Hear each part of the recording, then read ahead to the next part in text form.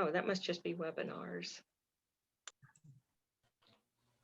Well, good afternoon, everyone. I hope you are here for the You Raise Me Up Project AGAPE program by Catherine Ritch, who wrote the book You Raise Me Up about Project AGAPE and Armenia, which is part of one of the missions of the Western North Carolina Conference and the North Carolina Conference. Catherine she's been leading our music with Mark Bard, and she's been playing and composing music for over 50 years. She's had lots of practice, but she's also a diaconal minister, appointed to the Circuit Writing Musician Ministry, which is based in the Metro District. She's also an author, comedian, entertainer, inspirational speaker. And has a long association with United Methodist Women. She's done music for us before. She's played and spoken for many national and international conferences. Her book, Because He Lives, was on our 2012 reading list. And her one on Project AGAPE details the program in Armenia, part of the disputed territory of Nagorno-Karabakh. And she's also writes children's books and devotional books. And if you have time, go to our attendee section of Kuva and read her profile. So she's done a lot of things. So as before, I remind everyone during her presentation, please turn off your mic so we don't interrupt her. And if you have any questions, post those in chat, and hopefully we'll have some time later for some question and answer, and can maybe even turn your mic back on then and ask those questions directly. So I'm going to welcome Catherine, and as I mentioned to Catherine earlier, I have my Armenian cross on, and so thank you. Welcome, Catherine. I'm going to turn this over to you. Okay, thank you so much, Carol. It's such a pleasure for me to just get to be with United Methodist Women, because we haven't gotten to be all together in a good while. So I'm excited to be here with you today. And yes, please, if you have questions at the end, do share those with me, and I will try to answer them. There have been, as I'm sure you're aware, a lot of recent developments since September with Project AGAPE. So I'm going to try to address some of those things too. I spoke with Nara, and she has sent me some videos and some things that you'll see later in this presentation. But I'm just going to go ahead and talk to you a bit about Nagorno-Karabakh, because I would be interested to find out later how many of you have actually been to Armenia and served with that. But I have to tell you, when I first went there, we are playing, Mark Barden went with me because he does the photography for my books like this. And so our plane didn't get to Yerevan until after 1 in the morning. And as we flew in, there was still some lights from the town there, from Yerevan, and you could barely make out the image of Mount Ararat. And it was just like one of those things from God that I knew, oh, I'm supposed to be here. This is going to be great. And it was better than great. But we got there, like I said, after 1 a.m. And we were picked up at the airport by Jakob. I love Jakob. He is one of the staff at there, and he has a home in Yerevan. And well, all of the people that worked there did, but then they would take us and go back and forth from Yerevan to Nagorno-Karabakh. But anyway, he picked us up, and then the next day he took us to Nara's house. And I'm sure you've all seen Nara, and if you haven't, you'll see her in just 1 second. But anyway, we got to Nara's house, and there was this beautiful piano, and I went, "Oh, do you play?" And she said, "Yes." And this is what she did. She turned around to her piano and she went.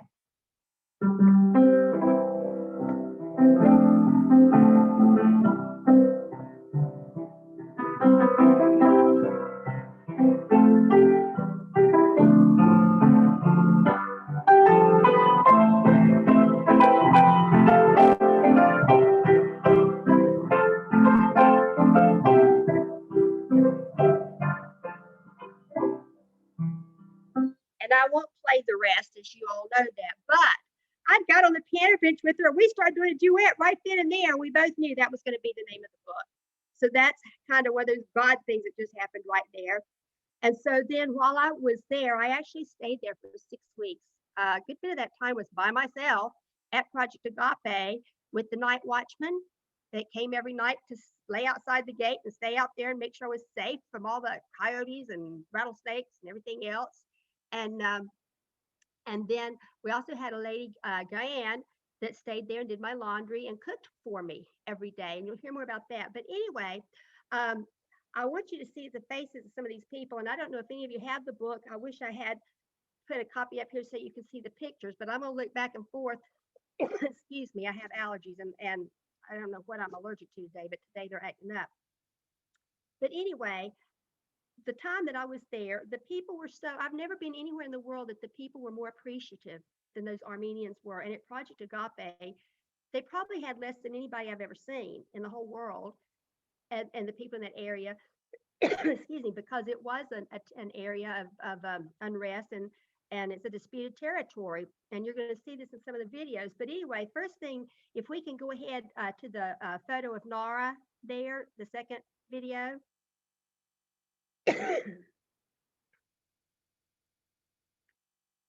Yeah, and if you want to back up there 1 second, Lisa, I didn't realize that was not already up. You can see there in that picture to the left, excuse me, you can see the top of Mount Ararat there, and then the church that's right there at it. And that was so beautiful, and that's what I got a glimpse of that night. It's always snow covered.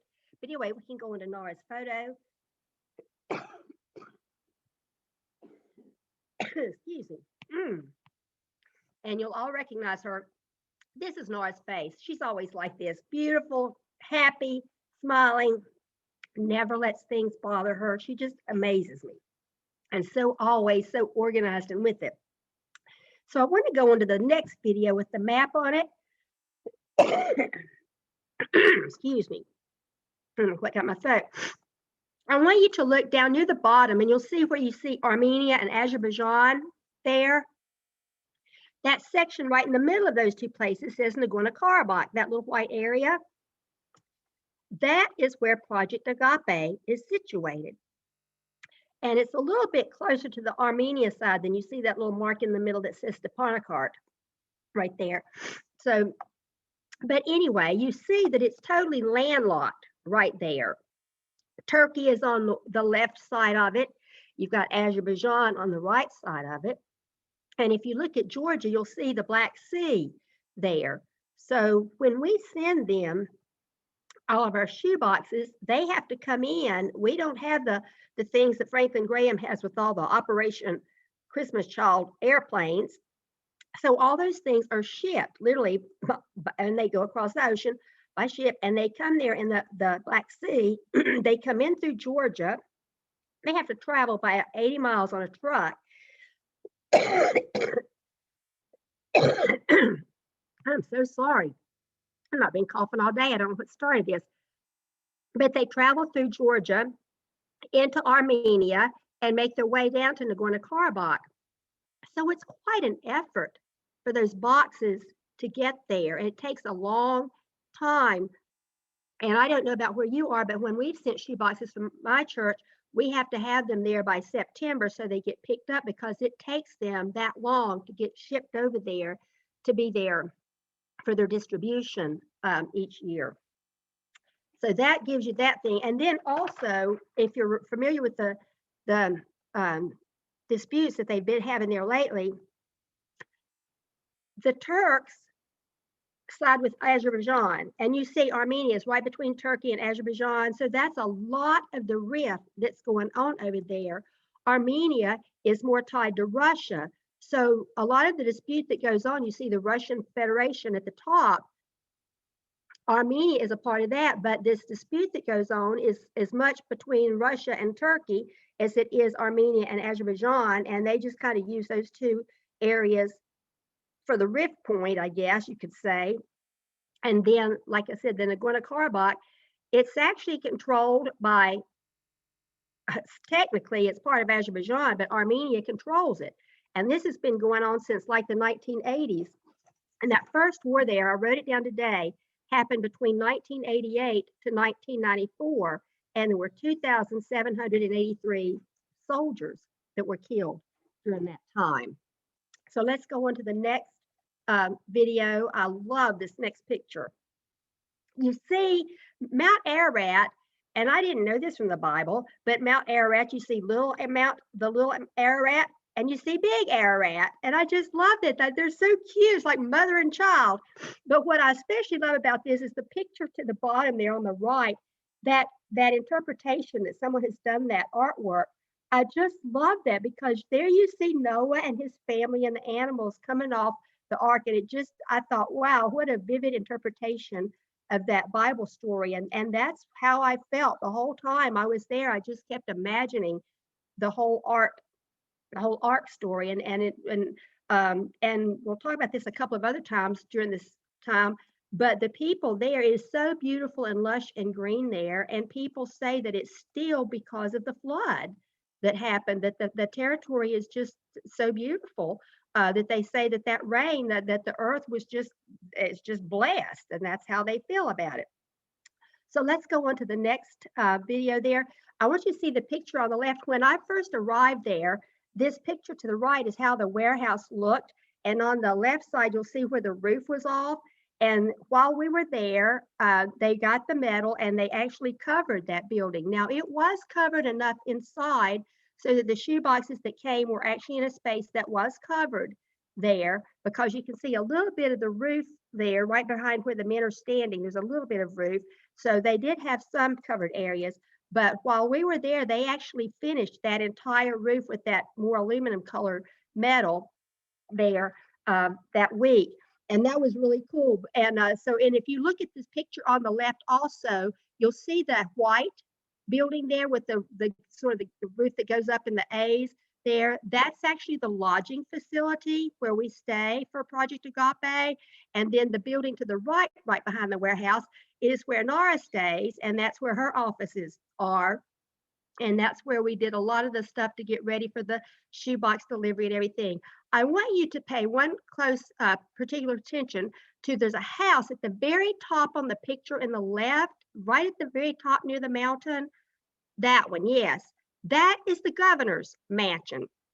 And it's a beautiful home over there. But I have a wonderful story to share with you about that. But I want you to see where it's located so you will understand how cool this story is when we get to that part of the presentation. So let's go on from there to the next photo. If you're in the lodge there, this is what you see. You could not ask for a more beautiful sight than this. It's just amazing. And it was truly, while I was there, it was beautiful. And all the flood that they had, I didn't see rain the first time I was there the whole 6 weeks. So it's kind of funny that they think it's always so green there because the flood happened. Maybe it is, I don't know, but it sure is beautiful all the time. It's nice, lush, green things. But that is what you see all around Project AGAPE. So let's go on to the next one. This is the dining hall, the great dining hall. Didn't matter what the weather was like. This is where you ate your meals. And like I said, the time I was there, it didn't rain. But here you are outside under this tent to keep the sun off of you, because it truly was very hot when we were there. But the thing, and you can't really tell it from this picture because they'd cleared the food off the tables, and I wish I had one that showed it. I have been in a lot of five-star restaurants just because of various things in my adult life, and seen a lot of food presentations for receptions and all kinds of parties and other things. I have never in my life seen the kind of food presentations that I saw there by Diane, that was the lady that cooked for us. But Laura was the one that would come in with the mission groups and cook for everyone. And she would make these actual, like artwork. Everything was so pretty, you didn't even want to touch it to eat it. It was so beautiful. And everything that they did in Armenia was like that. It was so neat, so clean, just so precise. Everything about it was just, and look at that. This is on the ground. Look at how clean it is. That's how the entire country is there. And I was just amazed that here they had so little, but yet they took such care and such pride in what they did have. And it was it was like sitting down to a wonderful buffet at the king's table every time you sat down to eat. So let's move on. Now, this is Echmiadzin. This is actually considered, behind that, you'll see the church. That's considered the mother church for Armenia. It's actually built over a pagan temple. And the reason that it was built over the pagan temple is because they wanted it to be seen as that Christianity took over. And so this is what they consider to be the birthplace. So this is Echmiadzin here. The church is back there. It has been there. It was built between the years of 301 and 304.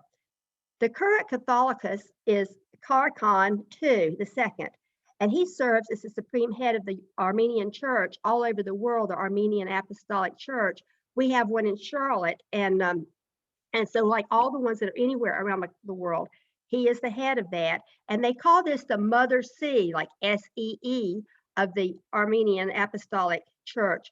But people come there like from everywhere. They're just pilgrimages to there from all over Armenia, and they might not go anywhere else, and they might not have a lot, but they always are able to go to this place. Their religion is very important to them. And one of the things that I loved about going to church there was women always have to cover their head. And when you go into the church, you go in through the front door, but you always back out because you never turn your back on Christ. And I just thought that was such an important thing. And even now, when I go outside church, here I play the organ and I go out a different door from everybody else. But you always walk out the door, and I always feel bad after I've done it. I think I shouldn't be turning my back on Christ, but they are very devout about those things, and that's truly beautiful. And the next slide is actually housed there. This is called the Holy Lance, and it is said that the Apostle Thaddeus brought it there, and that was actually one of the spears that pierced Jesus in the side. Now, there's 4 other spears like that, as I understand it, around the world that the disciples, the apostles, took to different locations over there, so that all that was not in the same place. In 1805, the Russians captured this monastery, and that relic was moved to the country of Georgia because they knew that Georgia would be friendly back to Armenia. So it has been brought back to Armenia, and Mark and I saw it while we were there. But every time I look at this, whether it actually was used to pierce the side of Christ or not, I just get chills looking at it, because whether it was or wasn't, it still makes you realize, what Christ sacrificed for us. So let's go to the next one. I love this. The children there are so creative. And this little boy was always so happy. He's one of the orphans. I got to go spend time every day with the children at the orphanage. And I love the picture on the left. We told them all to color the frame around the paper I gave them, and then do a self-image of themselves. So this is how the boy saw himself.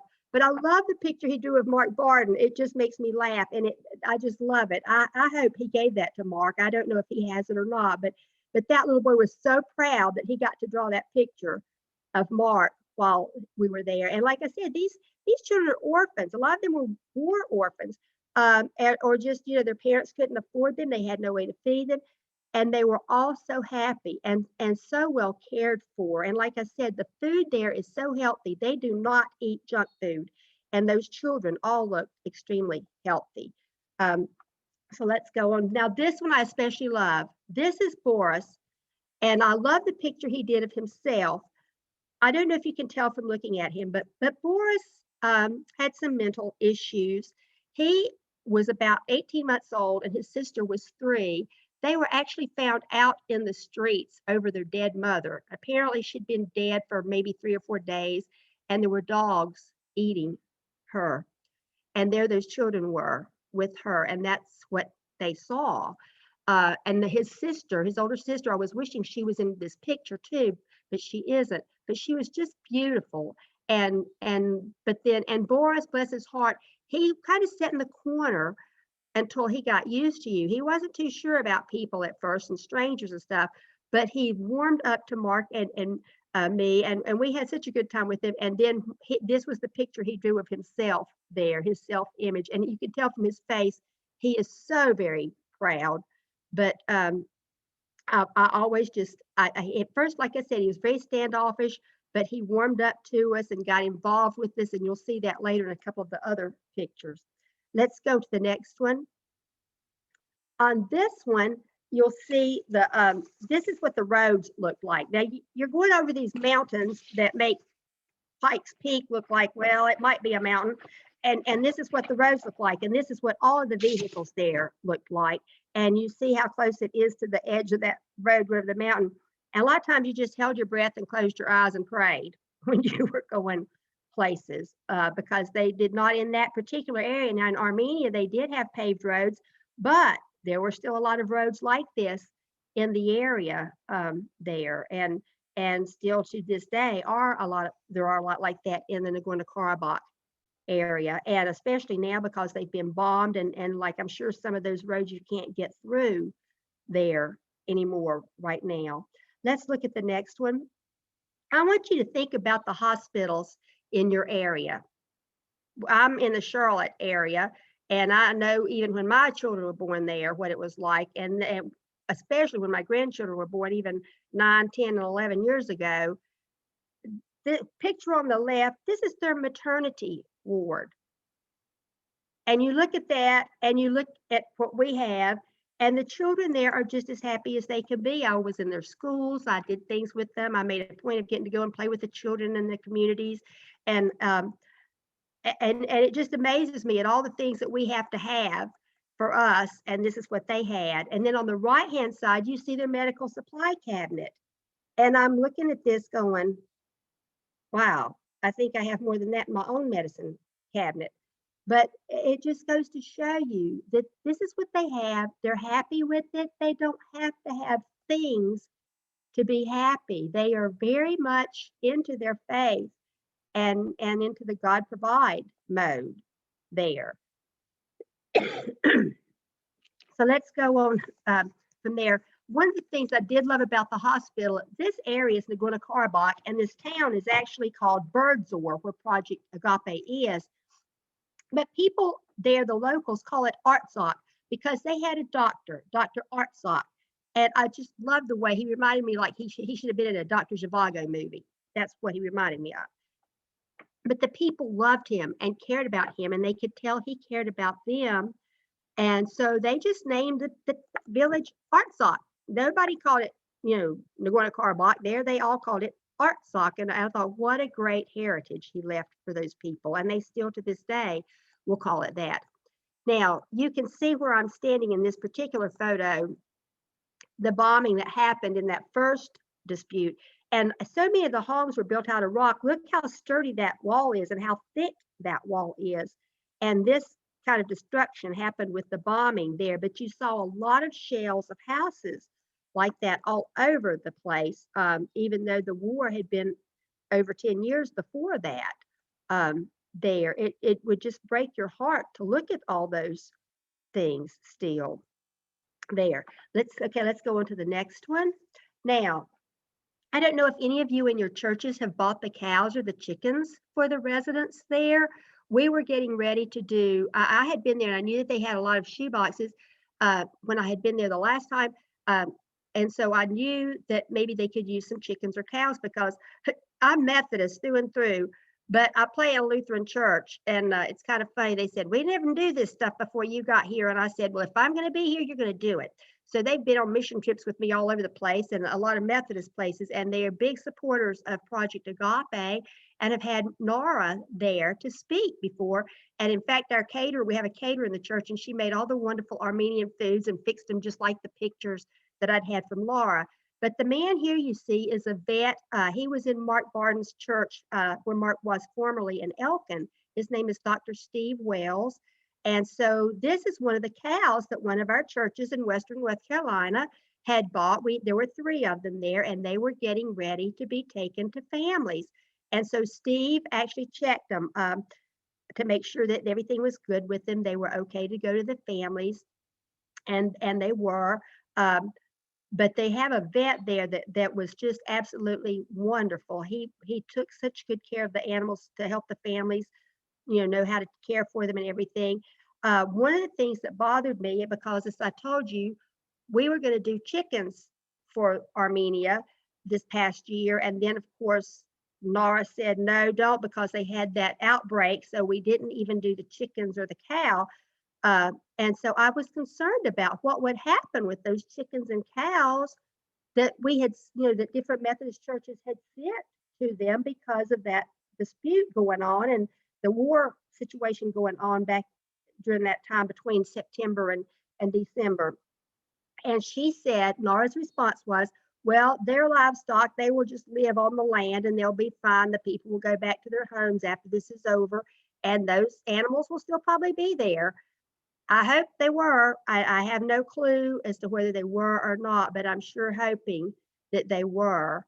But right, the situation is, if I don't know if your churches are able to do the chickens and the cows, and I wish I had spoken to Nara about this very thing in the last couple of days to find out if they're ready for us to send the livestock over there again, because I would love to be able to do that. And the vet does check all the animals, like I said, before they get them to make sure they're safe. So let's go to the next one. This is the inside of one of the homes. Now, the thing I love about Armenians, it didn't matter how shabby things were, if it was falling apart, you see a crack in the wall on the left-hand side, they were very proud of what they did have, and it was always immaculately clean. I mean, like way cleaner than my house. No dust, no dirt, and they, of course, lived where there's all that dirt, but it was just wonderful. And you see the one plug on the left-hand side, that's the only plug in the facility. The other thing that really caught my attention about when we go in the houses is the shoe boxes that we send. They had those shoe boxes, and those shoe boxes actually served for their cabinets and their drawers. That's where they stored everything, because they didn't have furniture. They didn't have dressers and chests, and they would have a table maybe inside, but most of them had tables outside. They did have a tablecloth over it. They made sure the tablecloth was washed. A lot of the tablecloths were of plastic so that they could wash it. Now, there again, they drank their water and I drank my bottled water, but everything was still so clean. And these are the most artistic people. I don't care what they're doing. They're artistic at it. And you can see where they have decorated the walls somehow with paint that they somehow made from berries and whatever else. Excuse me.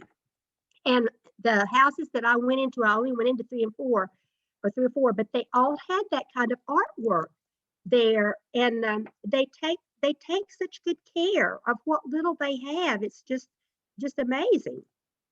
So let's go on. Now I have to share this picture because Project AGAPE is a North Carolina mission project. We share that with North Carolina Conference.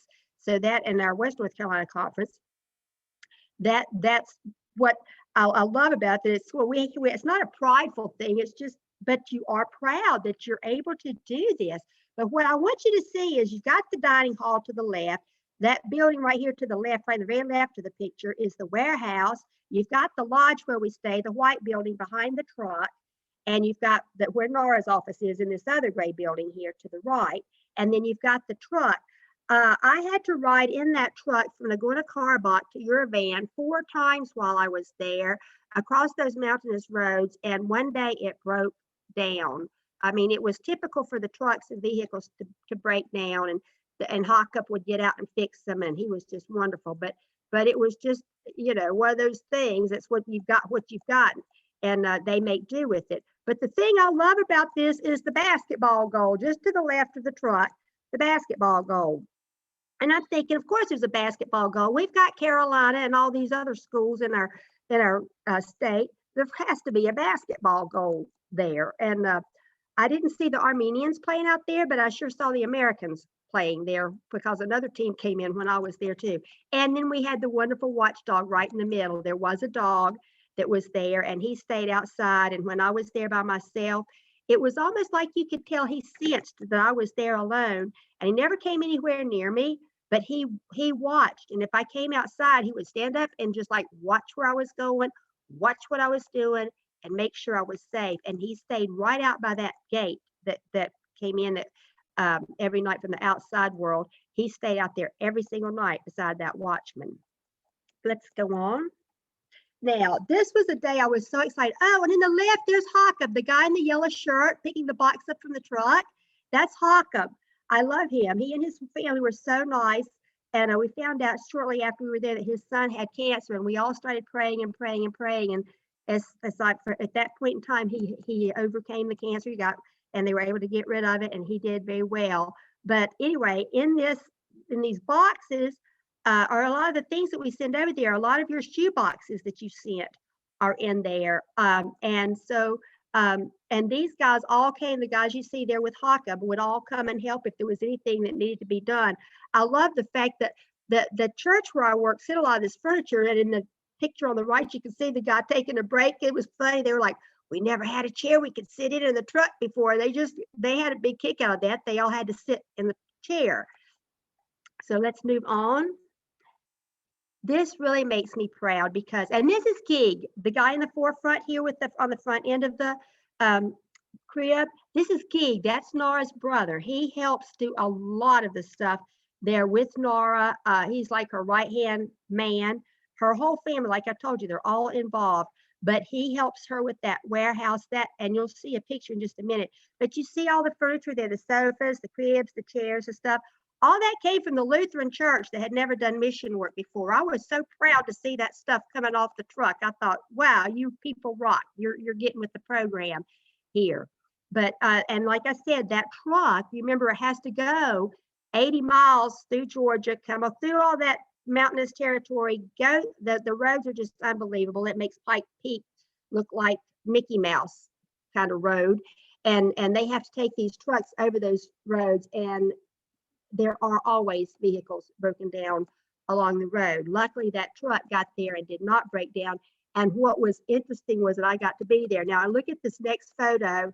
You talk about being proud. When that shipment of those shoe boxes came in that shipping container, oh, I was so proud to see all the things that Western North Carolina had done and had sent there. And you can look at the picture on the right. When I said they are clean, have you ever seen a warehouse in North Carolina, especially out where everything is dirt and dust, roads? Look at that place. It's immaculate. This is how the people are. Whatever they have, no matter how little, it's immaculate. It's clean, and they take such good care of it. And that's how Nora is with all of our things that go to Project AGAPE. They may not be hers, but she takes absolutely wonderful care of them. Better than anything I've ever seen in other countries, because a lot of these countries where we do mission work, they're dirty. And so in Armenia, nothing is dirty. There might be dirt all over the roads around you, but there is not a speck of dirt in your room. Your laundry is cleaned every day. This is what you see everywhere you go. The orphanage, everything was just so clean. And I can't stress that enough because I was just so impressed. I was like, wow. So let's keep going. Now, love this. This was the day of the shoebox distribution when I was there. Look at the faces on those girls. And the girls here on the right-hand side of the top, those coats and the hats they got, all came from North Carolina. I'm not sure if it was our conference or the North Carolina conference. But anyway, and you see the shoeboxes behind them. They are so organized with those shoeboxes. You know exactly what age. We had someone that was out at the door to find out what ages the children were, that sent word into the warehouse so we knew what sizes to get for them, where the ages are on those shoe boxes.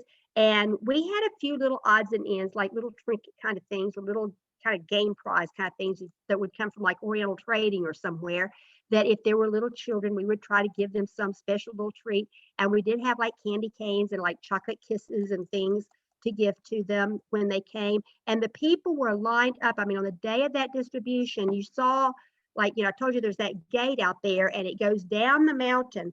The people were lined up. I mean, it made Black Friday sale here look like nothing.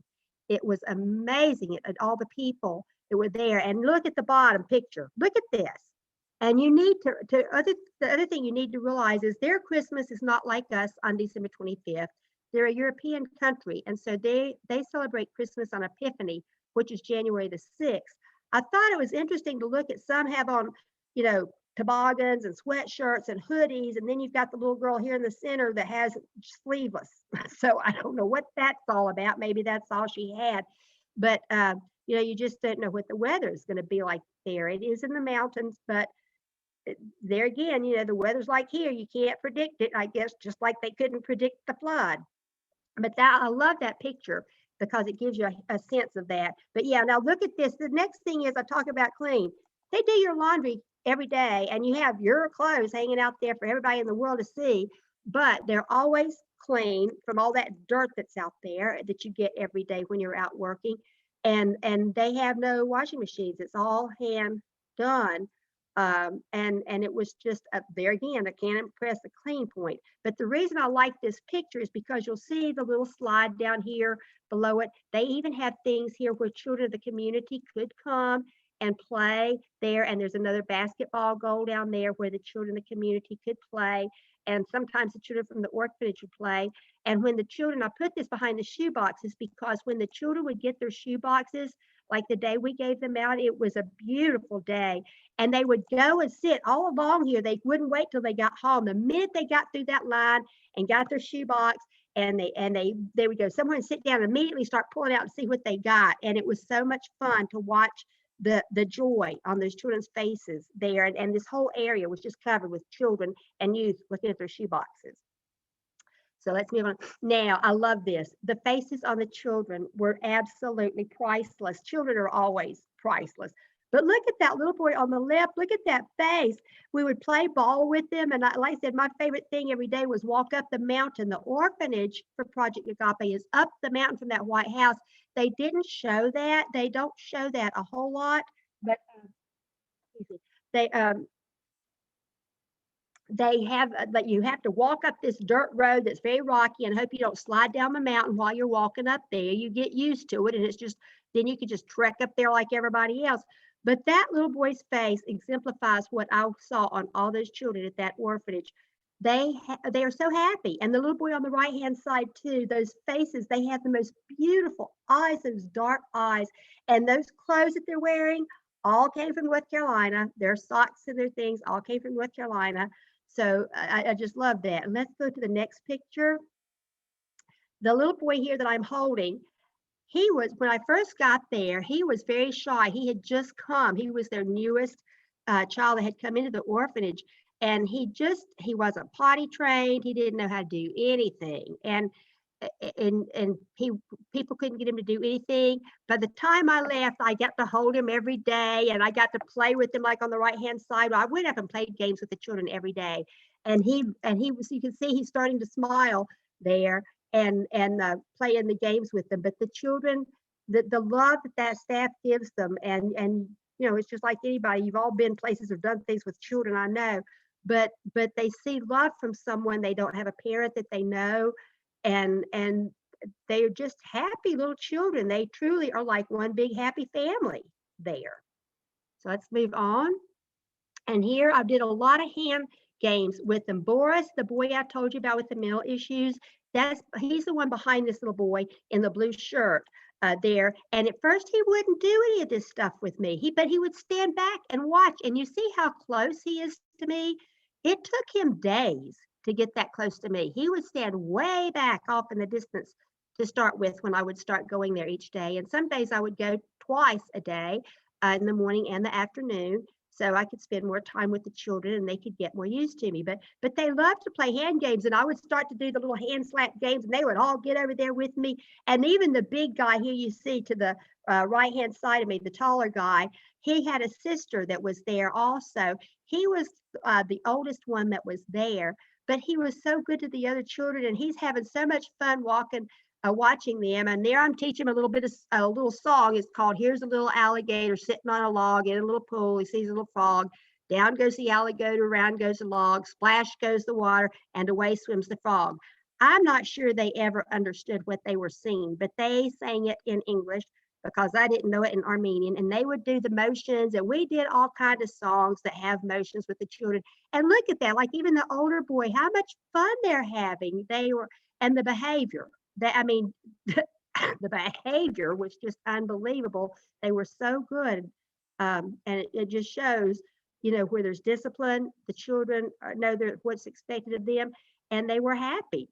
That, like I said, I can't say that enough, because they knew they were loved. And I love the fact that a lot of them got flip-flops on with socks there too. That was another thing. You saw a whole lot of flip-flops with socks. Let's go on. Now, this is the thing. Everywhere I go, if you know anything about me or you've seen me, a lot of times, most of the time, I'm going to have a pen and pad in my hand, because you never know when God's going to throw something out there in front of you that you need for a book. And especially with this, I was there to write the book. And the children just got so where they loved to do it. They followed me like Pied Piper everywhere I went before I left. And they all wanted to write my book. And you see them here lined up behind the little boy on the left, so they can write in my book. And there you see in the very back left corner, you see at the top, you see that the tall guy. Didn't matter what age they were, they wanted to write. And I love the picture on the right, because look at Boris's face. He was so excited to get my notebook. He finally, at the last week, he would take my notebook and he would write and draw pictures. Well, I don't know if you could really call them pictures, but he would make little things in my book. And he was so proud and so happy to participate in. And when I first got there, he would stand off by himself away from the other children. By the time this picture came around, and I had been here and this incident happened, he was right there in the middle of all the rest of the children. It was just great. So let's move on. Now, this is in where they live in the orphanage, and you'll notice they have a table for the older children, a table for the younger children, and then, of course, the ones that they have to help and feed with. But I wish you could see on the food that they have, but it's all fresh food there in that garden center of the world. I think of it that way, because everything's so fresh and so healthy. And the food that they ate in the orphanage was better than what I've ever seen in any school cafeteria anywhere. And it was like going to J&S or K&W to a cafeteria here, because they had wonderful vegetables and fresh vegetables and things to eat all the time. Let's move on to the next one. Now, one of the things that I wanted to point out about this, you get a different perspective of the lodge. Right in the middle, the big white building is the lodge. And then you'll see Nara's to the left of it here. And then down below it, if you would go out from behind the lodge and Nara's building, there's a road right behind there. You can see kind of, you follow up the mountain and up the center to that. That's how you get up to the orphanage, going up that road. But behind Nara's office and where she stayed, there's a road that went out, and it literally came down the mountain. Now, it was dirt road, and you had to be careful that you didn't fall and bust your backside. But you could walk down to the mountain, which would have been onto the left side of the picture, and go down into the town where there were maybe 6 or 8 shops, probably more like 8 shops. They're just little tiny duck in the hole in the wall kind of stores. But that's where the people in the village did their shopping.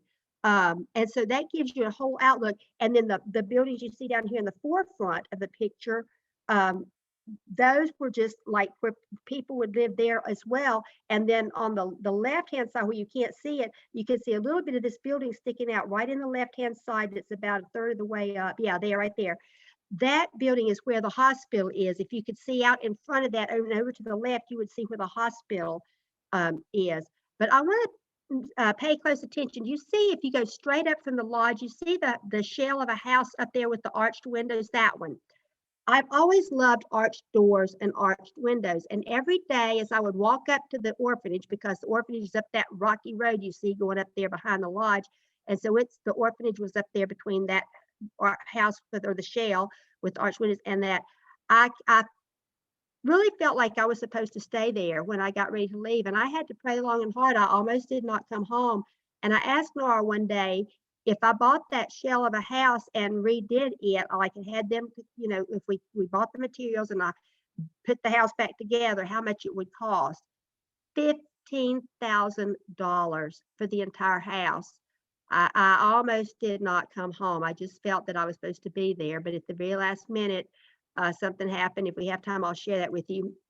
But I did not get it, but I love that. And I want to share one thing too with you. When I first went there, Mark Barton was with me, and he went everywhere and took all the photos and stuff. And he stayed for a few days, but then he had to come back home, and then I stayed by myself there.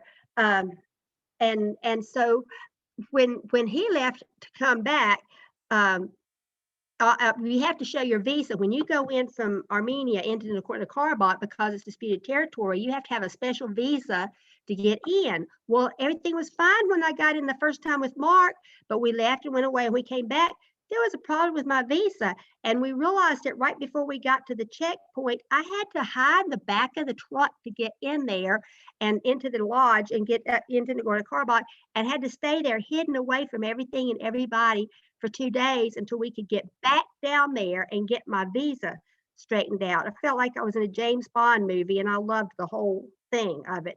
But that was, and everybody was like, weren't you afraid to be there? And I was like, no, the same God's there. Like I said before, God's with us everywhere we are. So let's move on. Now, these caves that you see here, this is in the area of Goris, and it is the last town, if you could call it that, but that's what they call it. Goris is the last town when you go from Nagorno-Karabakh back into Armenia. It's the very last place. And during all this upheaval that they just had in this uprising, and when the ceasefire was broken, this is where a lot of the people went. As I said, I talked to Nora. She said about 40,000 residents of Nagorno-Karabakh were displaced, and they actually went there and stayed in those caves and lived in those caves and took only what they could carry with them in their hands and traveled to that area until it was over, and it was safe for them to go back to their homes again. But and these caves, people have lived in them there since medieval times, so all the people knew about them and knew that they would be a safe place that they could go and live. So let's move on. Now, I have to share with you, if you can see the picture on the left, you'll see the president's house is over here to the left. You can just barely see the roof of it over near the bottom left. That one, yes. That's where that governor's mansion was. And then this is that view that I would see out my window. But the picture in the left is a war monument. That was actually there, and it had names of people from Azerbaijan on it. Well, when the Armenians took control of this disputed territory, they somehow managed to get all the names off of that and put the people that had died in that conflict that took place. And that was between 1988 and 1994. They put their names on these big slabs there. And you walk up, you can't see all the steps from here. There were 137 steps that go up to that war monument. Now, I told you about Diane that cooked for us when I was there by myself and did the laundry and everything. Her granddaughters would come with her every day to see me. And because they had to be, she had to watch them anyway, so they would come with her every day. Well, I like to take walks when I'm writing. I like to go out in the afternoon and just clear my head, get my thoughts together, go back and start writing again. And I would do that every afternoon. And about a week and a half into that, those girls started following me. And I had already invited them to sit down and eat with me and do things with me since they were there. So they had gotten used to me. But anyway, they would follow along behind me on my walks. And so finally I invited them to come up beside me and held hands with them, one on one side, one on the other. And I would teach them English and they would teach me Armenian. And so this got to be a wonderful little trek that we had every day. We would walk down the mountain, past the hospital, down through town, all the little stores and shops, back up the mountain over there and up this war monument, and just sit there and look out over the mountainside. And it was wonderful just to have that camaraderie with each other, even though most of all we knew about each other or how to converse with each other was say yes, no, maybe a few foods or something. But this became a daily activity. Now, on my last day that I was there, I was really having misgivings about coming home. And I kept wondering if I should stay there longer because I had felt like I had made so many strides with the people. But I was just really praying hard about that. And so that afternoon, when I got ready for my walk, the girls knew that I was leaving to go back to Yerevan the next day. I would be leaving to come back to America in a couple of days after that. And so we started out on our walk that afternoon and sang little songs. I taught them little English songs, and they had taught me little Armenian songs, and we'd sing and just play our way down the, down the street and down the mountain and up the thing. And we get in front of this one little store, and the little 8-year-old just ducks in the door to the store. I thought, what is she doing? And the sister looks at me and she just sort of like motions for me to wait there. And in a few minutes, the little girl comes back out with 3 ice creams that look like Nutty Buddies. And they had taken the money that they had to buy me ice cream. It tore me up. I was just had to fight the tears back. And I thought, I have to eat it. They got it for me, and it's going to melt here in this hot sun.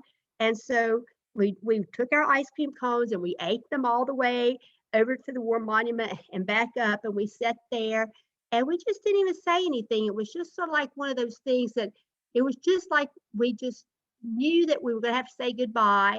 But we were so happy that we knew each other and we had made a difference in each other's lives that we knew we would never forget. And I wanted so badly to give them money for that ice cream. And I prayed and prayed. And I felt like God said, no, do not. They wanted to give you that gift. Now, I did, however, leave money with their grandmother for other things for them too before I left.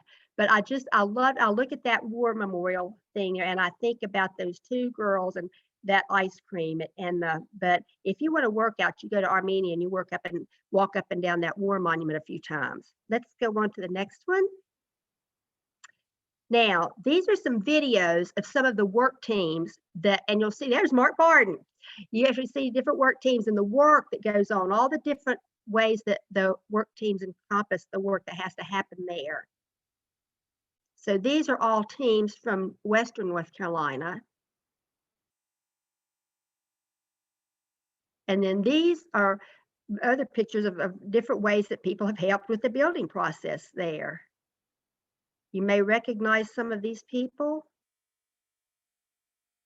There's a job for everybody, no matter what your skills and talents are, if you're just a helping hand or if you're actually a carpenter or know what you're doing. And there they come in with lumber and boxes.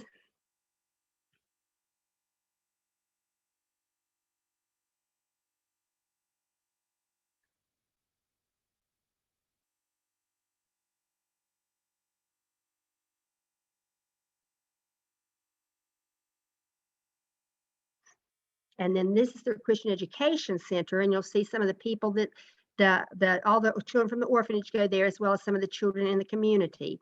They are very crafty. Look at all these crafts you'll see them doing. They're amazing.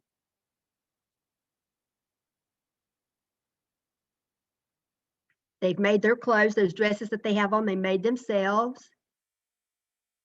And they do have a computer center that they learn computer skills.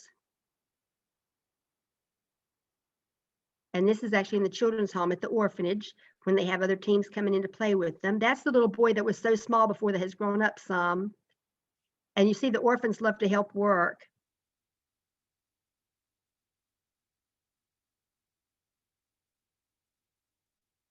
I love these pictures as the girls are older and the boys too. They were the small little children that were there and they've grown up in some of these pictures.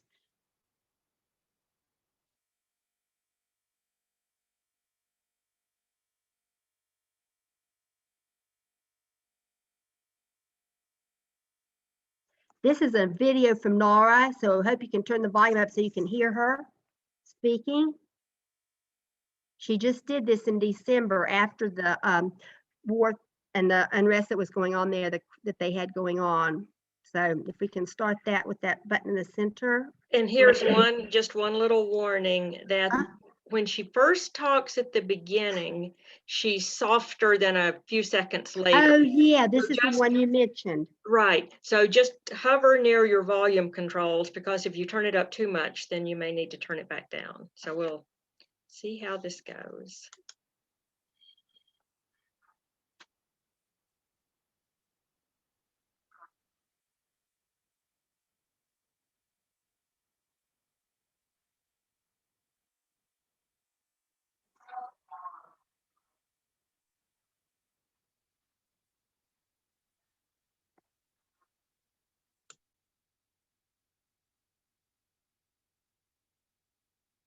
in Armenia and Kashatau region of Artsakh, building schools, medical clinics, launching and sponsoring children's homes, supporting the construction of churches and renovation of tens of houses in Berdor and Kariga, helping families and children with humanitarian aid and Christmas boxes during the holy season, operating development projects for the Children's Education Center, agricultural development for provision of livestock, chickens, agriculture tools, and seeds.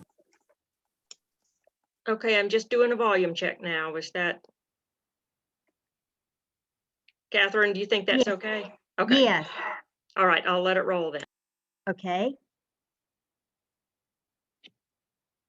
In 27 years, in the conditions of relative peace and stability, the impact of the projects carried out by Project AGAPE was inestimable. Unfortunately, on September 27th of 2020, Azerbaijan, for the multifaceted support of Turkey and terrorists from Syria, Libya, and Pakistan, launched a full-scale aggression against Artsakh. Even with the support of all the parties, equipped with super-modern weaponry, Azerbaijan couldn't fulfill the plan of the Blitzkrieg, tended to capture all of Artsakh in 3 days. For 44 days, Armenians heroically defended their homeland, fighting against a country which used internationally prohibited cluster bombs and phosphorus munitions. The forces were unequal, and on November 9th, after losing thousands of lives and a lot of territories, a tripartite declaration was signed, leaving only 1/6 of the territory, almost 100,000 people without their homes, and most of Artsakh, including the capital Stepanakert, leveled to the ground. 4 hours before the ceasefire, a cluster bomb hit the hill adjacent to the playground at the Agape Center in Berdor, breaking all the windows and doors of the guest house, Christian Education Center, and the staff house, causing significant damage to the Agape Center's property. According to the tripartite declaration, part of the Kashatau region, former Lachin region, should be returned to Azerbaijan by December 1st. So the urgent task for the staff of Project AGAPE was to remove everything from the 4 buildings of Agape Center, including the humanitarian aid that was still sitting in the Agape warehouse because of the slow distribution process due to the COVID-19 restrictions. Thanks to the great network of connections gained in 27 years, Project AGAPE was able to find a big warehouse in Goris, the last big town in Armenia close to the border of Artsakh, where all the inventory of the AGAPE Center and the humanitarian aid from the warehouse were moved to. Considering the fact that Goris has thousands of resettled families from Artsakh, the location of the new temporary warehouse is perfect. There is much uncertainty in the current situation regarding Artsakh, its status regarding Berdor connecting Artsakh with Armenia. The time will show where the new hub of Project AGAPE's operations will be, but one thing is certain: the Project AGAPE is needed in Armenia and Artsakh as much as it was 27 years ago. We cherish every year of this wonderful project, hoping to continue its mission to help those thousands of displaced people who need our support not to lose hope. Please know that Project AGAPE, which meant a world to 10,000 of people in those 27 years, will give new life and hope through your revived support to many more people, most of whom have lost everything they had for the second time since 1994. Greetings. And that every time I watch it, I feel more brokenhearted than I did the first time, because having been there and worked with the people and seen all the good that came from that place. And then that's why I wanted you to see that town of Goris a minute ago that had the caves in it, because that's where they are going to move. They've moved everything that they were able to get out of the warehouse. Thankfully, a lot of that stuff was saved. And when I spoke to Nora the other day, and I will confirm this again to make sure, but because they're able to move those things to Goris, it looks like that we will again be able to send the shoe boxes and do the things that we've done before in the past. I don't know what's going to happen with the livestock that got left over there, but I will certainly find that out. And if you want to email me, you are certainly welcome to do that. And because when I do find answers out about that and they get more into doing what they're going to do and know exactly how that's going to work, I'll be glad to share that with you. And my email is the same thing as my name. It's just backwards with a period between the first and last name, and it's at gmail.com. But before we go into these other pictures, I wanted to talk a little bit about that to make sure it's sometimes it's hard to understand people, even though Nora has great English. Sometimes it's hard to hear and understand, but they have had to give all of that area where Project Agape was back to Azerbaijan. And so now the Turks have that area again, and have taken that land back from the Armenians. And so everything in the orphanage is having to be moved over to Goris. I don't know if it's luckily or not, you'll see in a few minutes the destruction in these windows and these buildings where there was some, and things are, I mean, it's just like when an earthquake went through, it's all of a sudden things are not level, they don't fit the same, the windows, the doors, it's going to be a mess to everyone. Yeah, and you're right, Linda, thank you. Yeah, they do not need the shoe boxes right now. I was going to get to that in a second, because when I talked to her, they had plenty, because they've not gotten to do the distribution of the shoe boxes. In fact, she told me 2 years ago that they had a good number of them. And then this past Christmas, there was like, she told me even then that we should plan to send chickens instead, or the livestock. And that's what we were going to do. And then all this stuff with COVID, we were not able to send anything there. And so they've not been able to have the distributions or anything with that. And there was one other thing I wanted to see, and so that popped up on the screen. What did I want? Let me think about that for 1 second. Oh yeah. In Birdsore, which is where the area, that little town there at the actual Project Agape facility is called Birdsore, Berdzor. There's an apostolic Armenian church there. And I don't know if you noticed when the video was rolling, but there was it looked like a priest there to the left-hand side on one of the shots. That was the priest that was there, and so when we were there, Mark and he knew each other because he'd been there a long time, and Mark had been here to Project Agape several times. And so we visited with him and everything. But the church where he served there had, between all the wars with World War I, World War II, basically World War I, but then all this unrest that happened there between 1988 and 1994, there were different times in history that church had been bombed. And they gave me, when I left, they gave me a picture of that church, and it was framed, and it means a lot to me. The sad thing is, in moving things out of my dad's mountain house to get that redone, my picture was not where I could get to it. But it had 4 different levels of bricks, and like each layer where it had been bombed to a certain point was a different color brick. And you could see that in the picture of their church there. And it was just break your heart. And now it has been bombed yet again. And I think that those, from what I understand, and it's hard sometimes to understand what they're saying in some of the videos and the news clips you go to hear, but it looks like that church has been destroyed. And I certainly hope that's not the case. But, since they're having to move, I don't know what's going to happen. There's so many uncertainties and things right now. And like I said, we'll talk with Laura and have a lot of information, because I know we're going to be trying to help them from our church through the fall and Christmas to see what their needs there are. I wanted to talk to you a little bit about. Let's look at these pictures that we have here. You'll see, like, where this was after all the things were there. This was, and they're trying to get things moved out of the warehouse there with some of these vehicles and stuff. The cross is still standing there, very tall and lit up. It was not there when I was there, but it's such a wonderful addition to the place to be up on the side of that mountain there. But they're trying to get these things picked up and boxed up, and you'll see, like, these all just show some of the destruction from the bombings recently. Or I say in the fall, and this was just toppled. You can see that, how it just tore that whole area out. Can you back that up 1 second, Lisa? I don't know if you can or not.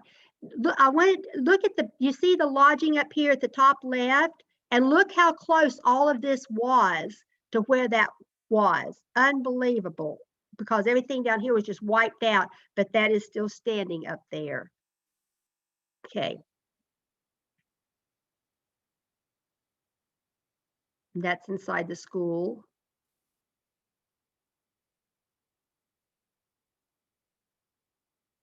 And now if we could stop on this picture, I love this picture. This is what I want to, one of the things I want to leave with you. Look at this boy and his eyes. When I think of Armenia and the people, this boy is like the epitome of what I see. And then look at his beautiful eyes, and he's just got joy on his face and all those beautiful facial features. And their faces are already filled with so much love and appreciation. They just, I mean, they're just very lovable people. And then I wanted to look at the next. Well, no, don't go to the next one yet. Save it, Lisa, because I wanted to make sure I have time to say one thing, and I do. So I wanted to share this with you. I kept talking about the governor's mansion. And the reason I talked about that sort of leads into this last point that I want to make. When I was there, the governor was not living in the governor's mansion. I got to meet him while I was there. His office was right there below where the lodge was, and I would walk down the street to the hospital and around, and that's where he was. His office was. But anyway, he was not living in the governor's mansion. They had a house that he was living in. It was just a very plain, common house like anybody else would have had. But there were a lot of refugees from Syria there at that point in time. And he had all those refugees living in the governor's mansion. And I kept thinking, how many American governors do I know that would open their governor's mansion to all these refugees, and they would just go live in their own house and help other people. But they were very appreciative of the Syrians, because back during World War I, it's been over 100 years ago now when this happened, but I don't know if you're familiar with all the mass killings that happened in Armenia, and that's going to be the last thing I mention to you in a second. But the Syrians are who allowed the Armenians to come into their country. They took the Armenians in, they gave them food, water, clothing, helped even house some of them, but they allowed them into their area so that they could protect themselves and their families and not be killed. And so here, when all this was going on with these Syrian refugees, the governor opened up the governor's mansion and let the Syrian refugees come and live in the governor's mansion. And the Church for Our Work had sent a lot of yarn over there. And so Nara sent it over to the refugees because she thought maybe they could use it to make clothes or whatever. Well, one day while I was at Project AGAPE by myself, the weeks I was there to write the book and do things, this boy comes over, and he's from Syria, and he looks about 12 years old, but he's 16. And he's so small because a lot of their growth is stunted because they didn't have right foods and things and all the stuff that's gone on with the warring situations there. But he comes over and he brings me this vest, and the interpreter was able to tell me that his mother had taken the yarn and made this vest for me because she was so appreciative, and the people were so appreciative that we had sent yarn to them for them to have clothing and scarves and things there. And I was just so touched. I've not know that I've ever had anything in my life that means more to me. The thing of it is, like I said, he was 16, looked about 12. Well, this vest looked to be about a size 2, and I was at that time a size 12, so it didn't fit, but it didn't matter. I love it dearly, and it's with my picture of the church that has the 4 different colors of bricks on it from all the bombings there. But anyway, I wanted to share that bit with you. And then also, like I said, when I look at this boy, this is what I see. This boy's face to me is the face of the people in Armenia. I didn't meet anyone there that would have not shared anything with me when I was there. And I was a perfect stranger to them, but we grew very close. And you feel people's love, and that was a wonderful thing. Now, I do want to move on to this last picture, but before we do, I want to preface it, because this has nothing to do with any political party. I don't talk politics, and it has nothing to do with politics. It just has to do with the fact that the Armenian government and the people, the residents, the citizens of Armenia were so elated by this, and they were out dancing in the streets and yelling and screaming and having a party. And I'm sure the cognac flew that night, because they're very famous for their cognac there. Winston Churchill, I think, made their cognac very famous. But anyway, if you'll remember, back in I was on, I think it was April 24th. It was either the 24th or 25th. But go ahead and show the next picture now. This precious little baby was born that day, and it happened to be the anniversary of when all those mass killings happened that were actually a genocide, but countries were afraid to call it a genocide because they didn't want to make the Turks mad, and they didn't want to make other people mad, and they didn't want to make Russia mad. There's so many people they didn't want to make mad, so they would not call it a genocide. They just always, it was mass killings, and they knew all these people died. But like I told you about the boy just a second ago with the mother in the vest, the Syrians took in a lot of the Armenians. Nora had family that had to flee to Syria. And so on this day, when it was the anniversary, either like I said, on April 24th or 25th, President Biden actually was the first American president to ever call that a genocide. And it's a lot of people that I know that are into that are in the know about that whole situation between those countries over there. I have friends that are Syrians and other people that I know from that area, and they've all said it was a genocide. And for years, the Americans would not call it a genocide. Well, this baby was born that day, and you may have heard this on the news back in April, because I heard it while I was cooking dinner that day, and I stopped, turned the stove off, and went to make sure I heard it right. They named this baby Joe Biden in appreciation of America finally calling it a genocide, because that sent a huge message to that country, to the Armenians, and they were very happy about that. And again, like I said, that's nothing political. I just wanted you to be aware that baby over there's named Joe Biden. So, do you have any questions or anything I can help with? Well, Catherine, that was a very moving presentation. I did see a couple of questions crop up on Huga. Okay.